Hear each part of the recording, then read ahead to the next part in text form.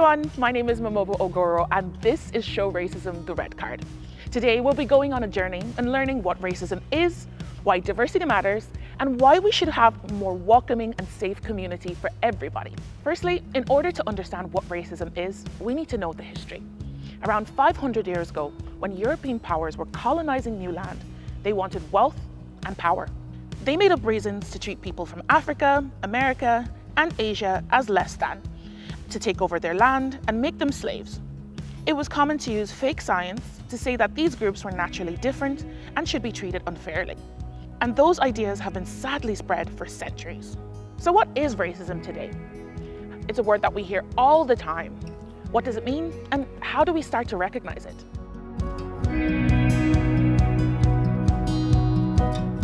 Let's start with a clear definition. Racism is treating someone unfairly because of their skin color, religion, nationality, and culture. Racism to me is me being treated differently because I'm black. And people they see me as that, just a black person, not as Bori or as who I am. All they see is just that I'm black, and that would affect how I'm being spoken to, it would affect how I'm being treated, it would affect how, I'm just being responded to in certain situations, that if I wasn't black, it would not be that way.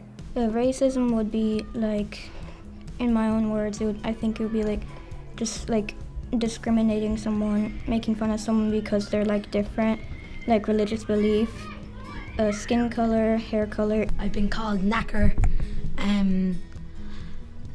tinker, all kinds of stuff like that, and I don't get it because we're all human, we're all the same.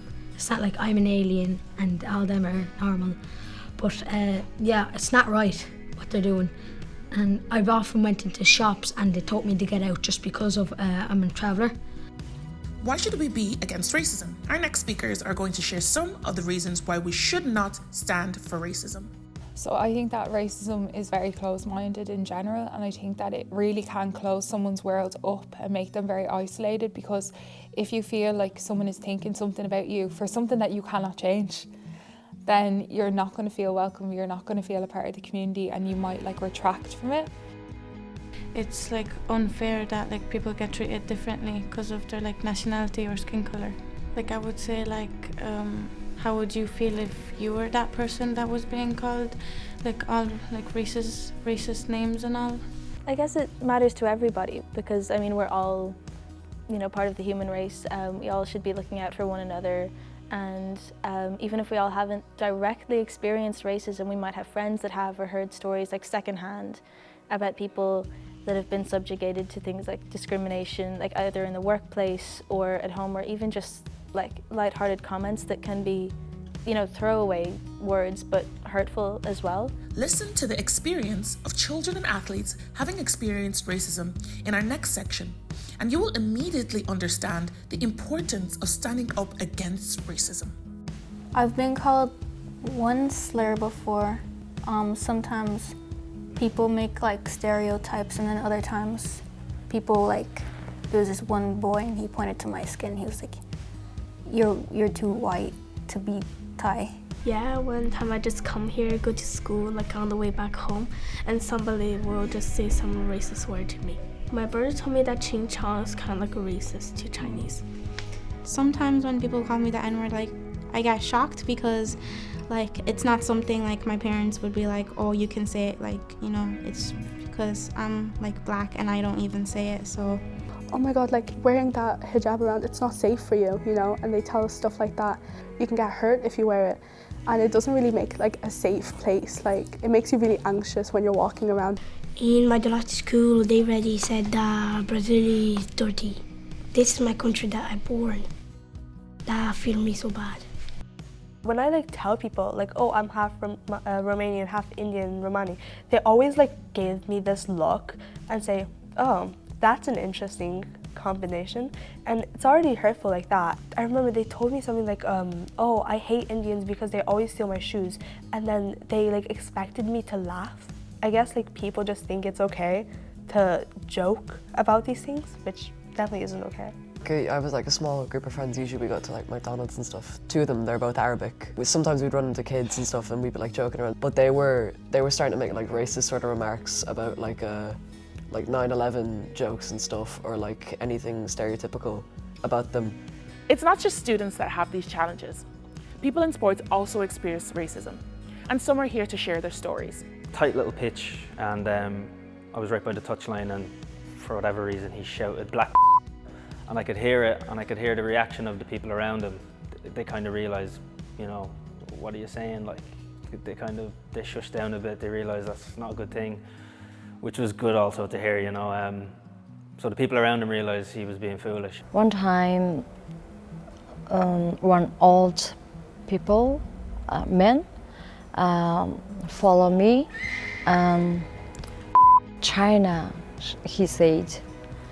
Very, very, my feel is very bad, very sad. I crying. Just a lady, I called her out on something that she shouldn't have been doing in the park. Her dog defecated in the park, and I kind of called her out for it, which she wasn't happy about. And then her default reaction was to kind of insinuate, you know, that I shouldn't be here and that I'm not from here, you know.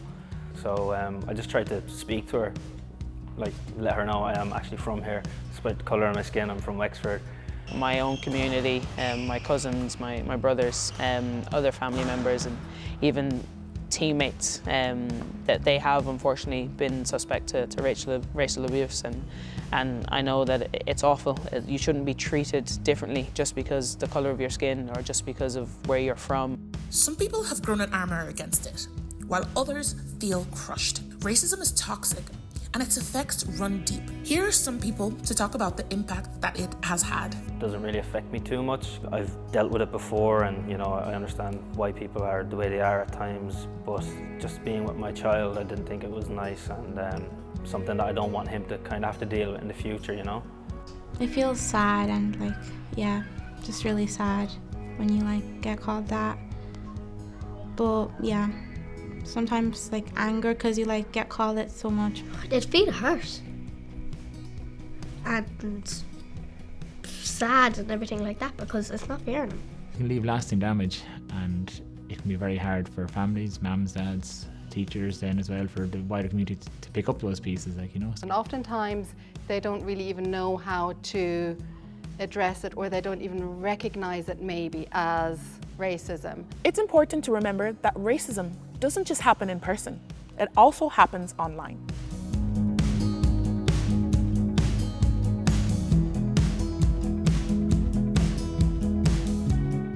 In social media especially, that is where you do get the most amount of racism, I think. Like you see people winning races or representing Ireland. Just recently actually in the marathon, Hicko, who won the marathon in a new Irish record, the comments on that was just ridiculous. I mean, you see a lot of it online towards some of the Irish athletes, and they're like, oh, they don't look Irish.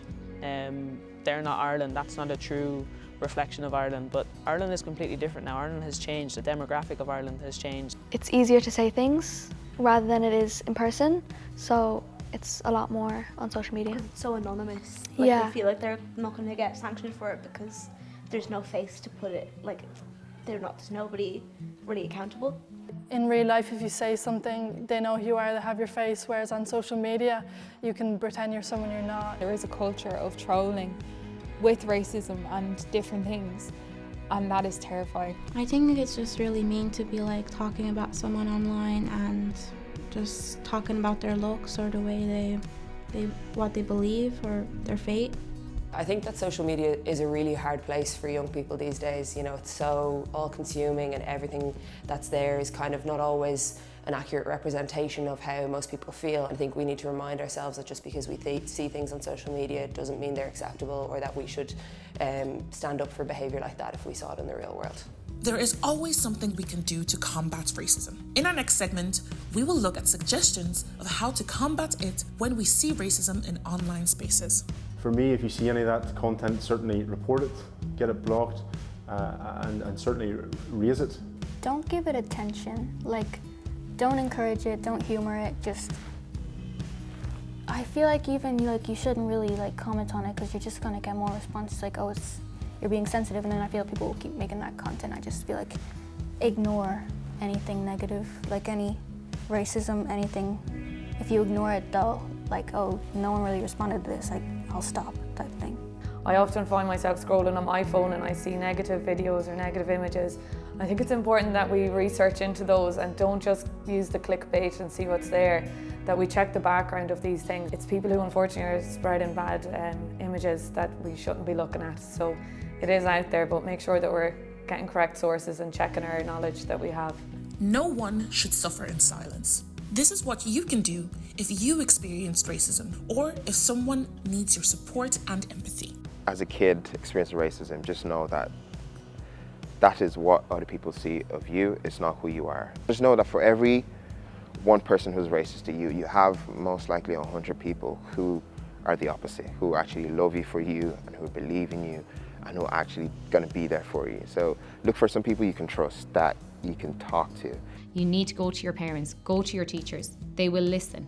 Go to your aunties, whoever is there, someone you trust that you know has your best interests at heart. If I saw somebody that I was playing with or somebody that I was out in the real world with who was experiencing racism or being a victim of racism, I think I would be very quick to make sure that I stood physically beside that person who was a victim in that moment, to make sure they felt like they weren't alone, maybe encourage them to leave the situation, ask them do they want to come away somewhere different with me to remove them from it, and if I felt that it was safe and appropriate to do so, I would certainly say to the person who I felt was being racist that I didn't appreciate their behaviour or their language, and explain to them that it wasn't appropriate and there wasn't a place for it. I guess we can all be a part of, combating it and fighting it and making sure that people feel secure and they don't have to feel ashamed of where they come from. Celebrating diversity and fostering inclusion is a non-violent and positive way to combat racism. Listen to these inspiring thoughts and be proud of the diversity of your community.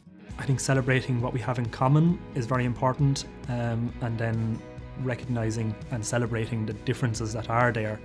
I think diversity is so important because we can't all be the same person, and if we're all the same it would be so boring and no one would ever learn or grow or prosper without the different insights from other cultures and other people. If we had all the same people, we have all the same hair colours and everything, that would be, you'd be all the same and then you wouldn't be here, you would be all dressed the same and everything. But it's actually nice to have different people. When people are enthusiastic to talk about their own culture, that's really helpful to other students, because it's nice to learn and it is nice to find out new things about people. The only way that we're going to make Ireland a better place in terms of diversity and racism is that we teach the younger generation, and they make friends in school and it doesn't matter what colour they are or where they're from. You see kids, they're talking to each other, they mightn't even speak the same language, but they're still able to have fun.